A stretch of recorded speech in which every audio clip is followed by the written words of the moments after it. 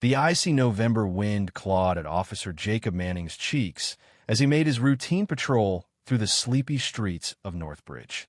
2 decades on the force had weathered him to many things, but nothing had prepared him for what was about to unfold. Through the smudged side mirror of his cruiser, he caught a flicker of movement, a small figure bolting down the sidewalk, her pink jacket a blur against the gray world. Her golden pigtails bounced wildly as she ran, arms flailing for attention. Jacob pulled his patrol car to the curb, instantly recognizing the child. 7-year-old Lily Sanders from Jefferson Elementary. Something was wrong, terribly wrong. Her face was streaked with tears, her breath hitched in panic, and she pounded her small fists against the passenger door with frantic urgency. "Lily," Jacob called, stepping quickly out. She lunged toward him, grabbing his uniform with trembling fingers. When her eyes finally met his, the words that escaped her cracked through him like ice. "Don't leave me. Please help." His knees hit the asphalt as he knelt beside her, gently catching her shoulders. Purple bruises circled her wrists like shackles. But it was her eyes, those wide, terrified eyes that told the real story. She had seen horrors no child ever should. At 45, Jacob Manning wasn't just another cop. He had become something of a pillar in Northbridge, known for his calm presence and dedication.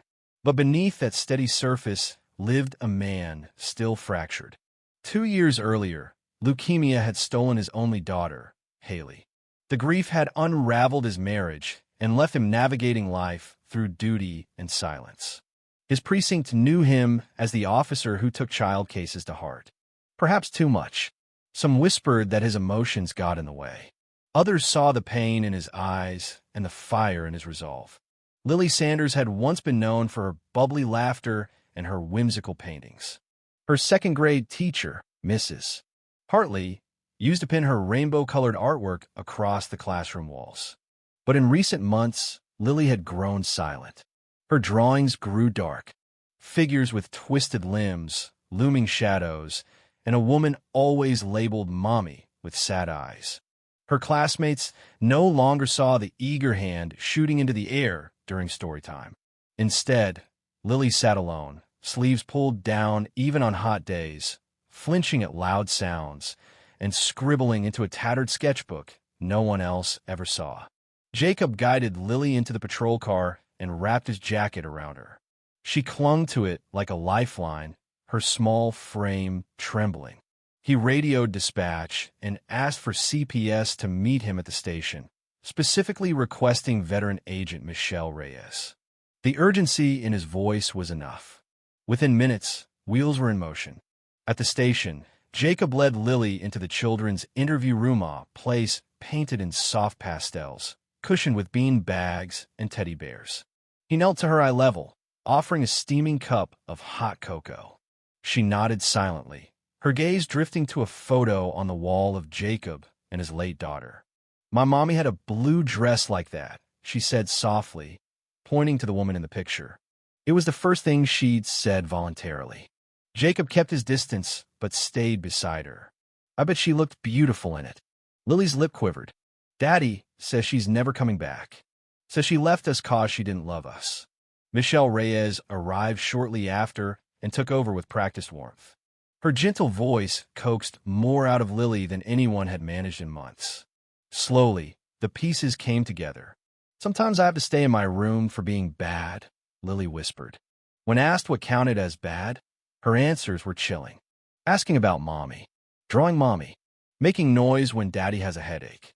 Jacob exchanged a glance with Michelle, his gut clenching. "How long do you stay in your room?" Michelle asked. "Until Daddy remembers to let me out. Sometimes it's dark." As the session unfolded, Lily revealed she hadn't seen her mother in over a year. Her father, Greg Sanders, a local businessman and community hero, was the only parent she'd known for months. A man beloved by neighbors, praised in the paper for his work at the Children's Hospital and his donations to local charities. No one suspected the truth behind the closed doors of his pristine colonial house. Jacob's instincts roared. Something about Lily's desperation, her quiet trauma, didn't feel isolated. It felt buried. He reached out to Detective Naomi Chun, a seasoned investigator known for her quiet tenacity. Together, they started digging. Greg Sanders had no criminal record, but old sealed files from college revealed a history of violence. An assault case dismissed after a plea agreement. A restraining order filed years ago by an ex-girlfriend. Reports that never followed him into adulthood until now. The deeper they dug, the darker it became. The neighbors had long accepted Greg's version of events. His wife, Rachel, had abandoned her family one night. No warning, no note, no car, no wallet. Just vanished. Rumors spread about mental illness, depression, burnout. Greg played the grieving husband role to perfection. But Jacob and Naomi knew better. They visited the Sanders home under the guise of a wellness check. Greg answered the door with a smile that didn't reach his eyes. "Is Lily all right? She didn't come home from school." "She's safe," Jacob replied, watching closely. The home was spotless. Too spotless. Like a stage. Photos of Greg and Lily lined a mantel. But Rachel had been erased. No pictures. No clothes. No trace. Jacob noticed a locked door down the hall. "Bathroom?" he asked casually. Greg pointed toward the kitchen. "That way. Basement's locked. Just my workshop. Nothing worth seeing." But Jacob noticed the deadbolt was on the outside. The next day, Michelle Reyes returned with a formal warrant. Inside that basement, hidden behind boxes and the scent of bleach, they found what Rachel had left behind. Her purse, ID, credit cards, and a silver locket with Lily and her brother Noah inside. A notebook full of Lily's drawings. And blood faint, but undeniable. That night, Lily was placed with foster parents trained to handle trauma. Jacob stood outside the home as she turned to look back at him. Something in that glance cemented his resolve. They would find Rachel. They would find Noah. And they would finally uncover the truth Greg Sanders had buried beneath years of charm, lies, and silence.